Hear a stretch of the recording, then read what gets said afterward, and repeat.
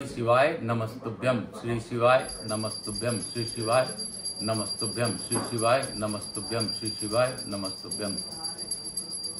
आप सबों को वंदन करते हुए स्कंद पुराण के इस महा पुराण पे आप लोगों का स्वागत है।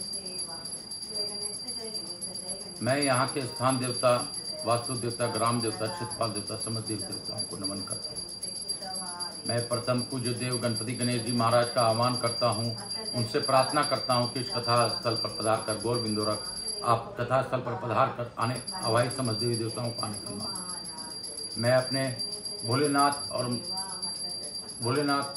और मैया पार्वती से अनुरोध करता हूँ कि आप इस गौर बिंदुरा का आसन संभालें। उमाशंकर रूप में आप गौर रूप बिंदुरा रूप में और गौर के रूप में मैया नारायणी देवी का आह्वान करता हूँ। हे भोलेनाथ, हे विश्वनाथ, हे शंभु, हे त्रिपुरारी, मैं आकाश कुमार राजगढ़िया बंसल गोत्रोत्पन्न हम उमाशंकर नारायणी देवी कांता राजगढ़िया का पुत्र आचार्य संगीत कृष्ण जी महाराज वृंदावन वाले सांवरिया बाबा मेरे गुरु पंडित प्रदीप जी मिश्रा के मार्गदर्शन करने के कारण पुराणों के प्रति प्रेरित हुआ।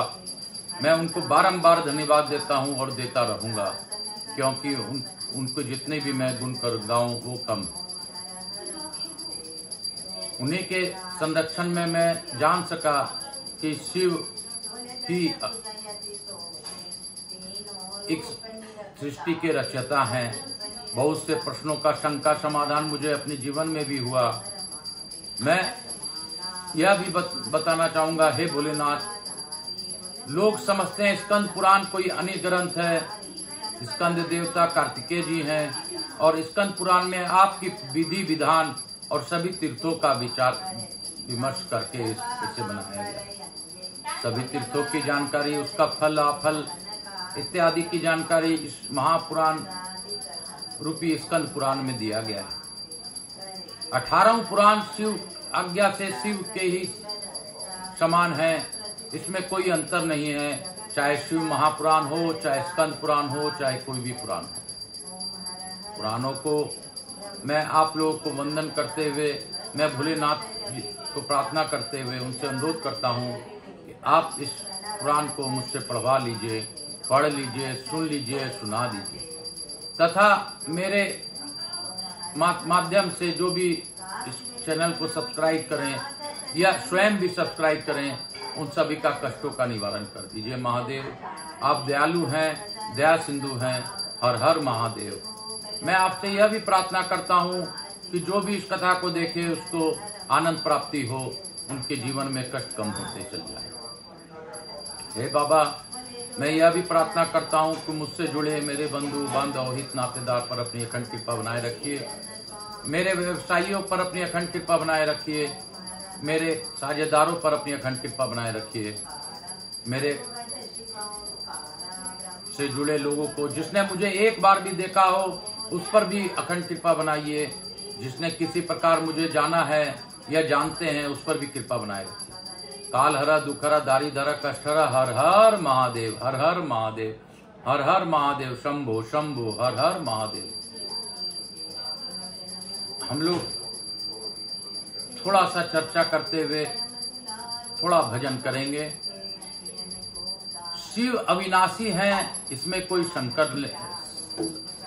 शंका नहीं रखनी चाहिए, लेकिन शिव के सानिध्य में जुड़ने के लिए लोग नहीं आते हैं।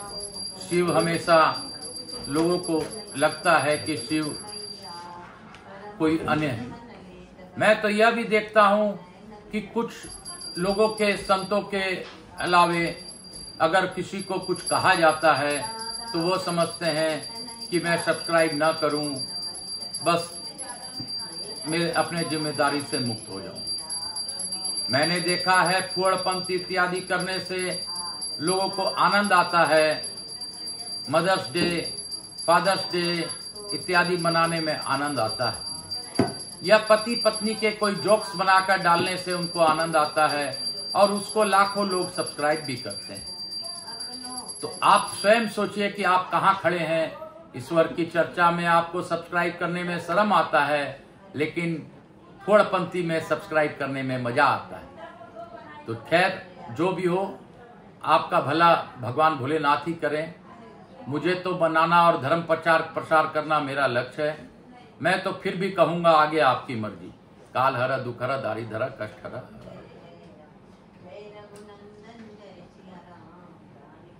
काशी काशी काशी काशी काशी काशी काशी मोक्ष नगरी अभिमुक्त नगरी की जय। अरे हमको तो जाना कैलाश रे बाबा, हमको तो जाना कैलाश। ए डमरू हमको तो जाना कैलाश, ए शंकर हमको तो जाना कैलाश, ए कृष्णा हमको तो जाना कैलाश, ए काशी हमको तो जाना कैलाश, ए भोला हमको तो जाना कैलाश, ए डमरू हमको तो जाना कैलाश, ए कृष्णा हमको तो जाना कैलाश, ए भोला हमको तो जाना कैलाश, ए काशी हमको तो जाना कैलाश, ए भोला हमको तो जाना कैलाश, ए शंकर हमको तो जाना कैलाश, ए काशी हमको तो जाना कैलाश, ए बाबा हमको तो जाना कैलाश, ए शंकर हमको तो जाना कैलाश। मेरे भोलेनाथ की जय, काशी विश्वनाथ की जय, शंकर शंभू की जय।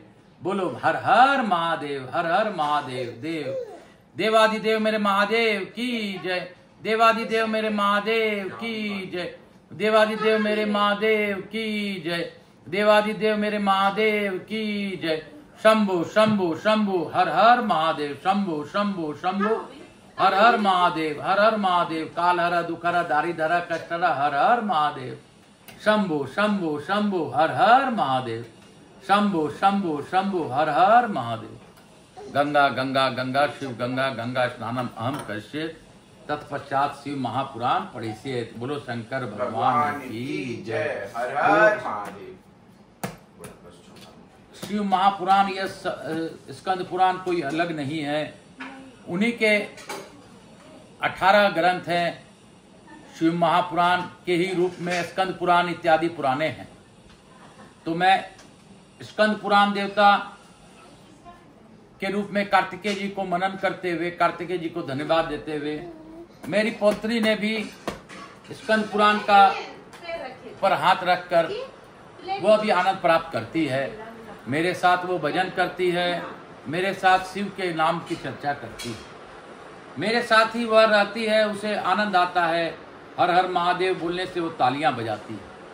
तो यह मेरे विश्वनाथ की दया है। काल हरा दुख हरा दारी धरा कष्ट हरा हर हर महादेव, हर हर महादेव। स्कंद पुराण देवता की जय, मेरे भोलेनाथ की जय, मेरे भोलेनाथ की जय।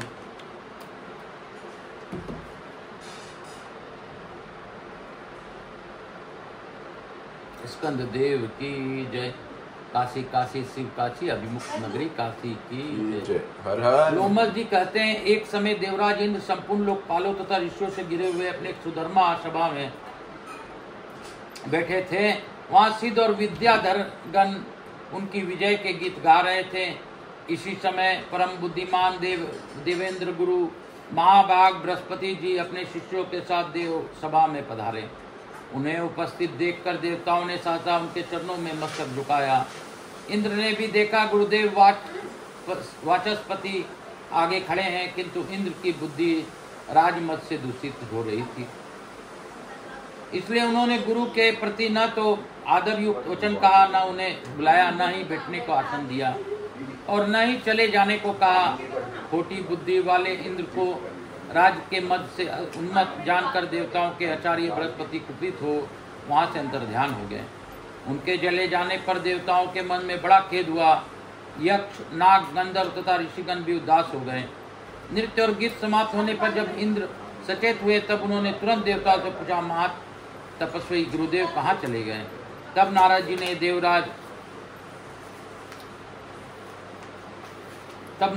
देवराज इंद्र से कहा, बलशुधन निसंदेह आपके द्वारा गुरु की अवहेलना हुई है।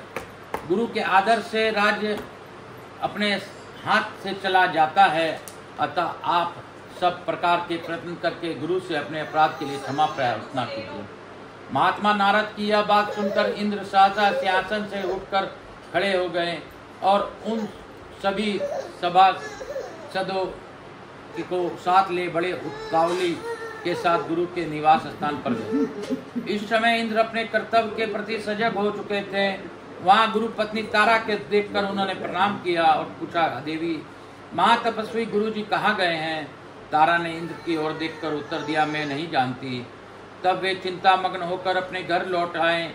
इसी समय स्वर्ग में अनेक अद्भुत अनिष्ट सूचक अपशगुन होने लगे, जो संपूर्ण स्वर्गवासियों को तथा दुरात्मा इंद्र को भी दुख प्राप्ति की सूचना देने वाले थे। इंद्र की वह करतूत पताल निवासी राजा बलि ने भी सुनी। फिर तो वे देवताओं के बहुत बड़ी सेना साथ ले पताल से अमरावतीपुरी पर चढ़ा गए। उस समय देवताओं का दानवों के साथ बड़ा भयंकर युद्ध हुआ। उसी में दैत्यों ने देवताओं के परास्त कर दिया। एक ही क्षण में दूषित हृदय वाले अविवेकी इंद्र का 7 अंगों सहित संपूर्ण राज दैत्यों ने अपने अधिकार में कर लिया। विजयी देश स्थित पताल को चले गए।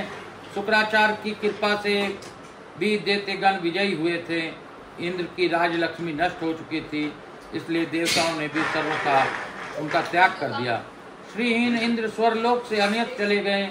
कमल के समान कमनीय नेत्रों वाली इंद्र पत्नी सची भी दूसरों की दृष्टि से छिपकर रहने लगी। ऐरावत नामक महान गजराज तथा उच्चे सर्वा अश्व आदि भी बहुत से रत्न थे। उन्हें दुष्ट दैत्यों ने लोभवश स्वर्गलोक में पताल में पहुंचा दिया, परंतु वे रत्न पुण्यात्मा पुरुषों के ही भोग में आने वाले थे, अतः दैत्यों के अधिकार में न रहकर समुद्र में कूद पड़े। उस समय राजा बलि ने आश्चर्यचकित होकर अपने गुरु शुक्राचार्य से कहा, भगवान हम देवता को जीतकर बहुत से रत्न यहाँ लाए थे, किंतु वे सभी समुद्र में जा पड़े। यह तो बड़ा अद्भुत बात है। राजा बलि की यह बात सुनकर शुक्राचार्य ने उत्तर दिया, राजन 100 अश्वमेध यज्ञों की दीक्षा लेकर उन्हें पूर्ण करने पर भी ही तुम्हारा देवताओं के राज्य पर अधिकार होगा। इसमें तनिक भी संदेह नहीं है। जो भी अश्वमेध यज्ञों का अनुष्ठान कर लेता है वही स्वर्गलोक के राज्य को भोगने का अधिकारी होगा। अश्वमेध यज्ञ किए बिना स्वर्ग की कोई भी वस्तु भोग में नहीं लाई जा सकती। गुरु का यह वचन सुनकर राजा बलि उस समय चुप हो ही गए और दानवों के साथ उचित कार्यों में लग गए। इंद्र बड़ी शोचनीय दशा को प्राप्त हो गए थे। वे ब्रह्मा जी के पास गए और स्वर्ग के राज पर जो भय आदि प्राप्त हुआ था वह सब समाचार उन्हें कह सुनाया। इंद्र की बात सुनकर ब्रह्मा जी ने उनसे कहा, सब देवताओं को एकत्रित करके हम सब लोग तुम्हारे साथ सर्वेश्वर भगवान विष्णु की आराधना करने के लिए चलते हैं। ऐसा ही हो, यह सलाह करके इंद्र आदि संपूर्ण लोकपाल ब्रह्मा जी के आगे रखकर क्षीर समुद्र में तट पर गए। वहां उन सब ने परस्पर विचार करके भगवान विष्णु की स्तुति आरंभ की। ब्रह्मा जी बोले, देव देव जगन्नाथ, देवता और दैत्यों दोनों आपके चरणों में मस्तक झुकाते हैं। आपकी कृति परम पवित्र है, आप अविनाशी और अनंत हैं। परमात्मन आपको नमस्कार है। रमापते आप यज्ञ हैं, यज्ञ रूप हैं तथा यज्ञांक हैं। आप अतः आज कृपा करके देवताओं को वरदान दीजिए। भगवान गुरु की अवहेलना करने से के कारण इंद्र इस समय ऋषियों सहित ईश्वर को राज से भ्रष्ट हो चुके हैं, इसलिए उनका उद्धार कीजिए। श्री भगवान बोले, देवगण, गुरु की अवहेलना करने से सारा अभ्युदय नष्ट हो जाता है। जो पापी है, धर्म में तत्पर है तथा केवल विषयों में ही रचे पचे रहते हैं और जिनके द्वारा अपने माता पिता की निंदा होती रहती है, वे निस्संदेह बड़े भागहीन हैं। ब्रह्मांड इस इंद्र ने जो अन्याय किया है उसका फल उसे तत्काल प्राप्त हो गया। केवल इंद्र के ही कर्म से संपूर्ण देवताओं पर भी संकट आया है। जब किसी भी पुरुष के लिए विपरीत काल उपस्थित हो जाए तब उसे दूसरों का सहयोग प्राप्त करने की चेष्टा करनी चाहिए। बुद्धिमान पुरुष अपने संपूर्ण मनोरथों को सिद्धि के लिए अन्य प्राणियों के साथ मैत्री करते हैं। अतः इंद्र, तुम मेरी बात सुनो। इस समय अपना काम बनाने के लिए तुम्हें दैत्यों के साथ मेल जोल कर लेना चाहिए। भगवान विष्णु के इस प्रकार आज्ञा देने पर परम बुद्धिमान इंद्र अमरावती छोड़कर देवताओं के साथ स्थूल लोक में गए। इंद्र आए हैं यह सुनकर राजा इंद्रसेन बलि रोष से में भर गए। उन्होंने अपने सेना के साथ जाकर इंद्र को मार डालने का विचार किया। उस समय देवर्षि नारद ने बलवानों में श्रेष्ठ राजा बलि और दैत्यों को उच्च नीच समझाकर उन्हें इंद्र के वध से रोका। देव ऋषि के ही कहने से राजा बलि ने इंद्र के प्रति अपना रोष त्याग दिया। इतने में ही इंद्र भी अपनी सेना के साथ आ पहुंचे। राजा बलि ने देखा लोकपालों से गिरे हुए इंद्र श्रीहीन हो गए हैं। तब अब उनके प्रभुता का मद नहीं रह गया है, उनका तेज चला गया है और अब वे ईर्ष्या तथा अहंकार से रहित हो चुके हैं। उन्हें इस अवस्था में देखकर राजा बलि के मन में बड़ी दया आई। वे बड़ी उतावली के साथ हंसते हुए वे बोले, देवराज इंद्र आज स्थूल लोक में कैसे पधारे, या आने का कारण बताइए। बलि का यह बात सुनकर इंद्र मुस्कुराते हुए बोले, भैया हम सब देवता क्रोध के अधीन हो रहे हैं। आप सब लोगों को भी यही दशा है जैसा हमें है, वैसे ही आप लोग भी हैं। अतः हमारा यह कलह निरर्थक है। भाग्यवश आपने मेरे संपूर्ण राज एक क्षण में ही ले लिया तथा बहुत से रत्न भी स्वर्ग से यहाँ आ उठा लाए, परंतु वे सभी रत्न तत्काल ही जहाँ की थे वहीं चले गए। अतः विद्वान पुरुष को एक दूसरे के मिलकर कर्तव्य के विषय में विचार करना चाहिए। विचार करने से ज्ञान होता है और ज्ञान होने से संकट से छुटकारा अवश्य मिल जाएगा। इस समय तो मैं संपूर्ण देवताओं के साथ आपके समीप त्राण पाने के लिए आया हूँ। इंद्र की बात सुन समाप्त होने पर देवर्षि नारद ने राजा बलि को समझाते हुए कहा, देवराज शरण में आए हुए प्राणी की रक्षा करना महापुरुषों का धर्म है। जो लोग ब्राह्मण, रोगी, वृद्ध तथा शरणागत की रक्षा नहीं करते वे ब्रह्म हत्यारे हैं। इंद्र इस समय शरणागत शब्द से अपना परिचय देते हुए तुम्हारे समीप आए हैं। अतः इनकी भली भांति रक्षण और पोषण करना तुम्हारा परम कर्तव्य है, इसमें तनिक भी संदेह की बात नहीं है। देवर्षि नारद के यूं कहने पर कर्तव्य और अकर्तव्य के ज्ञान से में कुशल देवराज बलि ने स्वयं भी अपने बुद्धि से विचार किया। तदनंतर लोकपालों और देवताओं सहित इंद्र का बड़े सम्मान के साथ स्वागत सत्कार किया तथा मन में विश्वास उत्पन्न करने के लिए अनेक प्रकार की सच्ची शपथ भी खाई। इंद्र ने भी राजा बलि को विश्वास दिलाने वाली शपथ खाई। देवराज इंद्र स्वार्थ साधन में तत्पर रहते हैं और अर्थशास्त्र में ही उनकी विशेष प्रवृत्ति है। उन्होंने शपथ खाकर राजा बलि को साथ सुतल लोक में ही निवास किया। वहां रहते हुए उन्हें अनेक वर्ष व्यतीत हो गए। एक दिन बलि की सभा में बैठे हुए नीति निपुण देवराज इंद्र ने बलि को संबोधित करते के हंसते हुए कहा, वीरवर, हमारे हाथी, घोड़े आदि नाना प्रकार के बहुत से रत्न जो इस समय तुम्हें प्राप्त होने योग्य हैं तत्काल ही समुद्र में गिर पड़े हैं। अतः हम लोगों को समुद्र से उन रत्नों का उद्धार करने के लिए बहुत सिद्ध प्रयत्न करना चाहिए। तुम्हारे कार्य की सिद्धि के लिए समुद्र का मंथन करना उचित है। इंद्र की इस प्रकार प्रेरणा देने पर बलि ने चिंतापूर्वक पूछा, यह समुद्र मंथन किस उपाय से संभव होगा? इसी समय मेघ के समान गंभीर स्वर में आकाशवाणी हुई, देवताओं और दैत्यों, तुम क्षीर समुद्र का मंथन करो। इस कार्य में तुम्हें बल की वृद्धि होगी, इसमें तनिक भी संदेह नहीं है। मंदराचल को मथनी और बासुकी नाग को रस्सी बनाओ, फिर देवता और दैत्य मिलकर मंथन प्रारंभ करें। यह आकाशवाणी सुनकर सहस्त्र दैत्य और देवता समुद्र मंथन के लिए उद्यत हो स्वर्ण के सदृश कांतिमान मंदराचल के समीप गए। वह पर्वत सीधा गोलाकार, बहुत मोटा और अत्यंत प्रकाशमान था। उनके प्रकार के से रत्नों तथा उसकी शोभा बढ़ा रहे थे। चंदन, पारिजात, नागकेशर, जायफल और चंपा आदि भांति भांति के वृक्ष में से वह भरा भरा दिखाई दे रहा था। उस महान पर्वत को देखकर संपूर्ण देवताओं ने हाथ जोड़कर कहा, दूसरों का उपकार करने वाले महाशैल मंदराचल, हम सब देवता तुमसे कुछ निवेदन करने के लिए यहाँ आए हैं, उसे तुम सुनो। उनके यूं कहने पर मंदराचल ने देहधारी पुरुष के रूप में प्रकट होकर कहा, देवगण, आप सब लोग मेरे पास किस कार्य से आए हैं उसे बताइए। तब इनने मधुर वाणी में कहा, मंदराचल, तुम हमारे साथ रहकर एक कार्य में सहायक बनो।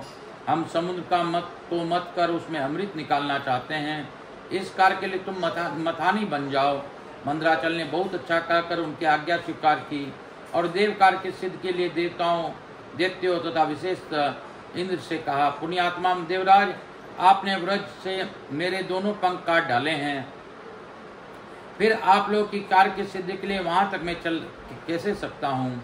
तब संपूर्ण देवताओं और दैत्यों ने उसे अनुपम पर्वत को क्षीर समुद्र तक ले जाने की इच्छा से उखाड़ लिया, परंतु वे उस धारण करने में समर्थ न हो सके। वह महान पर्वत उसी समय देवताओं और दैत्यों के ऊपर गिर पड़ा। कई कुचल गए, कोई मर गया, कोई मूर्छित हो गए, कोई एक दूसरे को कोसने और चिल्लाने लगे तथा कुछ लोगों ने बड़े अक्लेश का अनुभव किया। इस प्रकार उनका उद्यम और उत्साह भंग हो गया। वे देवता और दानव सचेत होने पर जगदीश्वर भगवान विष्णु की स्तुति करने लगे। शरणागत वत्सल महाविष्णु, हमारी रक्षा कीजिए।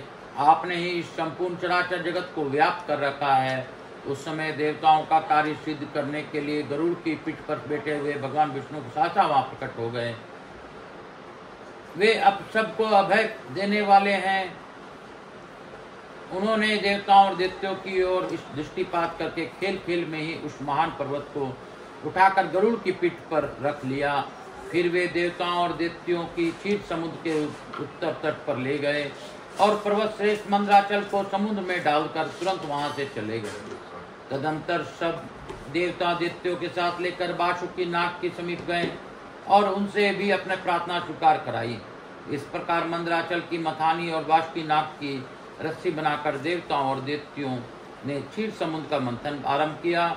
इतने में ही वह पर्वत समुद्र में डूबकर रसातल में जा पहुंचा। तब लक्ष्मीपति भगवान विष्णु ने कच्छ रूप धारण करके तत्काल ही मंदराचल के ऊपर उठा लिया। उस समय यह एक अद्भुत घटना हुई। फिर जब देवता और दैत्यों ने मथानी को घुमाना आरंभ किया, तब वह पर्वत बिना गुरु की आज्ञा ज्ञान की भांति कोई सुदृढ़ आधार न होने के कारण इधर उधर डोलने लगा। यह देख परमात्मा भगवान विष्णु स्वयं ही मंदराचल के आधार बन गए और उन्होंने अपने चारों भुजाओं से मथानी बने हुए उस पर्वत को भली भांति पकड़कर उसे सुखपूर्वक घुमाने योग्य बना दिया। तब अत्यंत बलवान देवता और दैत्य एक की भूत हो अधिक जोर लगाकर क्षीर समुद्र का मंथन करने लगे। कच्छप रूपधारी भगवान की पीठ जन्म से ही कठोर थी और उस पर घुमाने वाले पर्वत श्रेष्ठ मंदराचल ही विव्रज सार की भांति दृढ़ था। उन दोनों को रगड़ से समुद्र में बड़वानल प्रकट हो गए। साथ ही हलाल विष उत्पन्न हुआ। उस विष को सबसे पहले नारद जी ने देखा। तब अमित तेजस्वी देवर्षि ने देवताओं को पुकार कर कहा, आदित्य कुमारों, अब तुम समुद्र का मंथन न करो। उस समय संपूर्ण उपद्रवों का नाश करने वाले भगवान शिव की प्रार्थना करो। वे परात्पर है, परमानंद स्वरूप है तथा योगी पुरुष भी उन्हीं का ध्यान करते हैं। देवता अपने स्वार्थ साधन में संलग्न हो समुद्र मत रहे थे। वे अपनी ही अभिलाषा में तन्मय होने के कारण नारद की बात नहीं सुन सके। केवल उद्यम का भरोसा करके वे क्षीर सागर में मंथन में संलग्न थे। अधिक मंथन से जो हलाल विष प्रकट हुआ वह तीनों लोगों को भस्म कर देने वाला था। वह प्रोढ़ विष देवताओं को प्राण लेने के लिए अनेक समीप आ पहुंचा। ऊपर नीचे तथा संपूर्ण दिशाओं में फैल गया। समस्त प्राणियों को अपना ग्रास बनाने के लिए प्रकट हुए। इस कालकूट विष को देखकर वे सब देवता और दैत्य हाथ में पकड़े हुए नागराज बासुकी को मंदराचल पर्वत सहित वहीं छोड़ भाग खड़े हुए।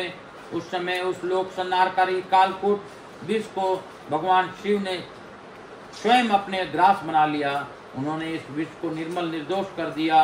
इस प्रकार भगवान शंकर को बड़ी कृपा होने से देवता, असुर, मनुष्य तथा संपूर्ण त्रिलोक को उस समय कालकूट विष की रक्षा हुई।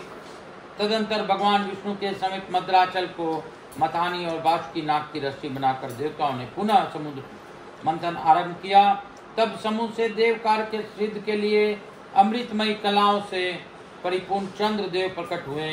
संपूर्ण देवता, असुर और दानवों ने भगवान चंद्रमा को प्रणाम किया और गर्गाचार्य जी ने से अपने अपने चंद्र बल की यथार्थ रूप से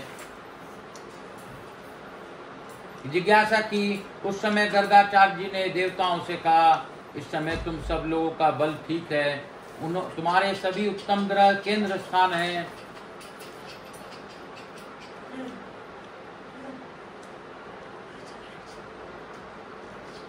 तुम्हारे सभी उत्तम ग्रह केंद्र स्थान में, लग्न में, चतुर्थ स्थान में सप्तम स्थान में और दशम स्थान में है। चंद्रमा से गुरु का योग हुआ है।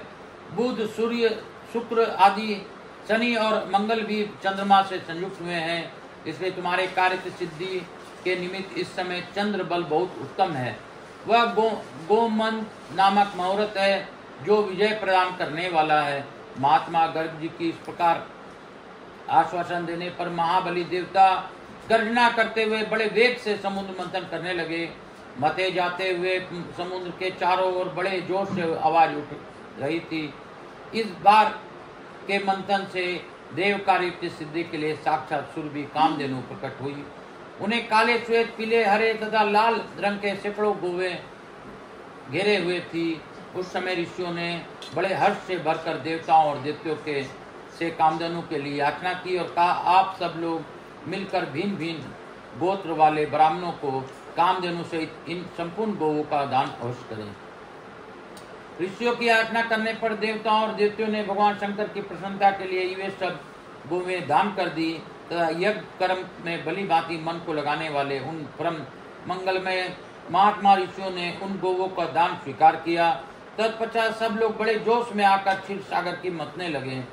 तब समुद्र से कल्प वृक्ष, परिजात, च्युत और संतान, ये 4 दिव्य वृक्ष प्रकट हुए।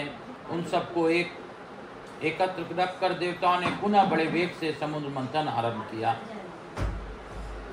इस बार के मंथन से रत्नों में सबसे उत्तम रत्न कौस्तुभ प्रकट हुआ, जो सूर्य मंडल के समान परम कांतिमान था। वह अपने प्रकाश से तीनों लोगों को प्रकाशित कर रहा था। देवताओं ने चिंतामणि आगे रखकर कौस्तुभ का दर्शन किया और उसे भगवान विष्णु की सेवा में भेंट कर दिया। तदंतर चिंतामणि को मध्य में रखकर देवताओं और दैत्यों ने पुनः समुद्र की मंथना आरंभ किया और वे सभी बल में बड़े चढ़े थे और बार बार गर्जना कर रहे थे। अब की बार उसे मथे जाते हुए समुद्र से ऊंचे सरवा नामक अश्व प्रकट हुआ। वह समस्त अश्व जाति में एक अद्भुत रत्न था। उसके बाद गज जाति में रत्नभूत ऐरावत प्रकट हुआ। उसके साथ श्वेत वर्ण के 64 हाथी और थे। ऐरावत के 4 दांत बाहर निकले हुए थे। मस्तक से मध की धारा बह रही थी। इन सब को भी मध्य में स्थापित करके वे सब पुनः समुद्र में मतने लगे। उस समय उस समुद्र में मदिरा, भांग, काकड़ा, सिंगी, लहसुन, गाजर, अत्याधिक उन्माद कारक धतूर तथा पुष्कर आदि बहुत सी वस्तुएं प्राप्त प्रकट हुई। इन सब को भी समुद्र के किनारे एक स्थान पर रख दिया गया।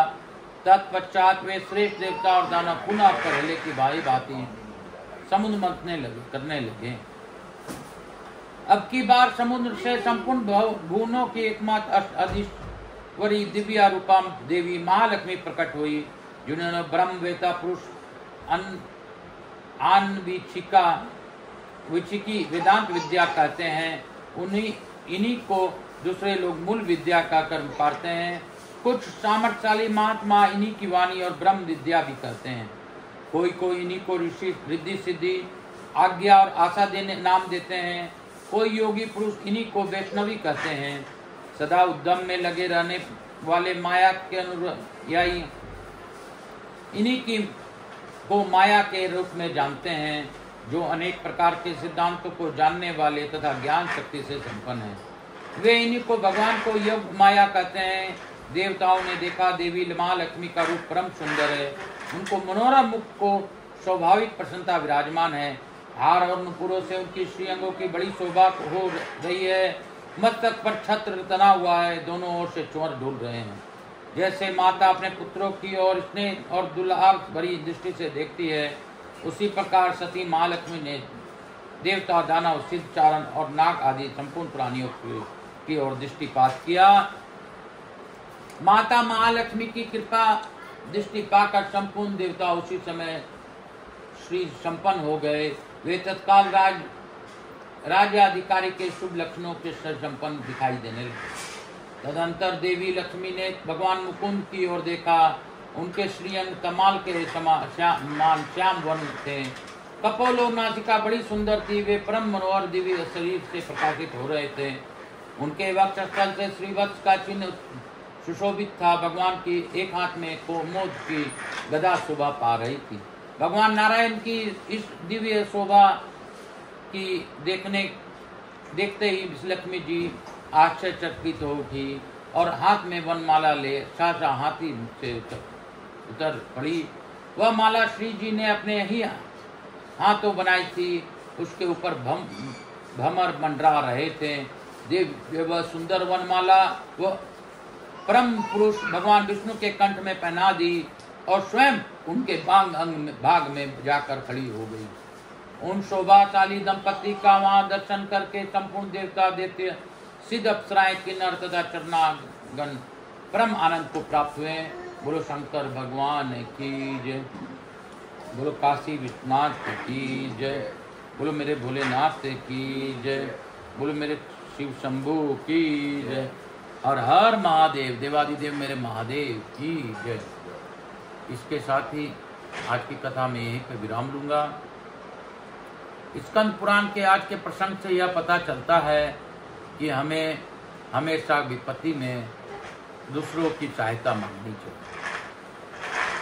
और यह भी पता चलता है कभी गुरु और माता पिता का अपमान नहीं करना चाहिए। स्कंद पुराण में हमें बहुत सी बातों का पता धीरे धीरे चलेगा। किस प्रकार पूजन से क्या लाभ होता है, क्या हमें मिल रहा है, क्या हमें भाग मिलेगा। सच बात यही है कि आपके माता पिता देवतुल्य हैं। आपके माता पिता को जब तक आप देवता मानते हैं, देवी और देवता के रूप में आप पूजा करते हैं, आपका बाल भी बांका कोई नहीं कर सकता। क्योंकि माता पिता में जो शक्ति होती है वह सृष्टि में किसी में नहीं होती। माता ही एकमात्र ऐसी माता है जो 9 महीने अपने बच्चों को अपने पेट में अपने ओल नाल से लपेटकर उसका भरण पोषण करती है।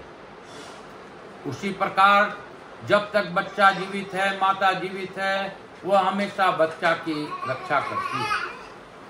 तो हर बच्चे को अपना माता पिता का कभी भी अपमान नहीं करना चाहिए। माता पिता को हमेशा अपने इष्ट देव मानकर उनकी पूजा अर्चना और उनकी बातों का श्रवण और मानना चाहिए।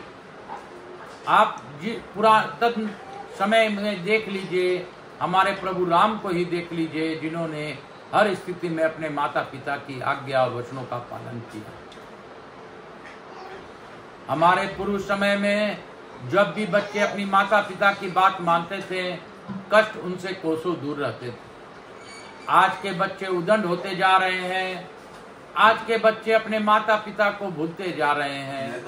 इसके कारण उनको दुख ज्यादा आ रहा है। लोग यह भूल जाते हैं कि माँ और पिता ही इस सृष्टि में हम लोगों को लाने के माध्यम है। तो अगर माता पिता की आप पूजा करेंगे तो आप माता पिता के उपदेशों का पालन करेंगे, आपके जीवन में कष्ट दूर होते जाएंगे। काल हर दुखहरा दारिद्र कष्टहरा हर हर महादेव शंभु शंभु हर हर महादेव। हम लोग लघु आरती करेंगे, उसके बाद हम लोग आज की कथा को यहीं पे विराम करेंगे।